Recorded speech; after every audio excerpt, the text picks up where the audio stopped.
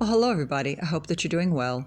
Well, after my last little frustrating pottery wheel episode, I was asked to make some alligators, and I actually do love hand building. I told my husband it's a lot like carving wood, except you're doing it with your hands and a few tools occasionally. But for all those hours I spent playing with Play-Doh as a child and with my children, it really paid off because I'm able to make a few things. I have to practice, of course, and not always get it right the first or second or third time. And then my phone runs out of storage. So the next day, I had, after about 4.5 hours, I made 6 little alligators, which I think are very cute. One of them is going to go on top of a canister as a knob.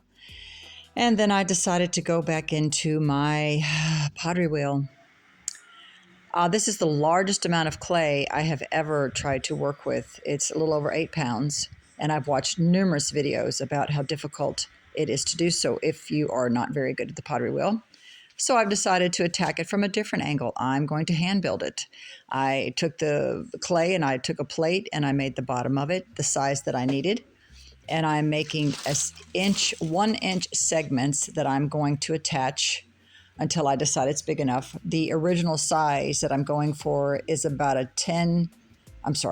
11 to 13 inches round and 11 to 13 inches high. I cut it back a few inches because I thought that looked incredibly huge. So what I'm doing is I'm laying the 1-inch segments on there and I'm scoring them and putting the slip in there, and then I'm going to mesh all the lines together. It's going to look lumpy and misshapen for a little while until I'm done and let it dry a little bit and get leather hard, and then I'm going to sculpt it and do some things to it.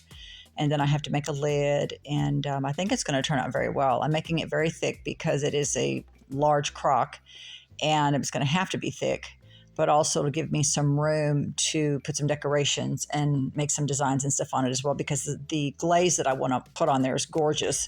And the more texture you have, the more movement is in the glaze. And I really want to see, what that looks like when it's done.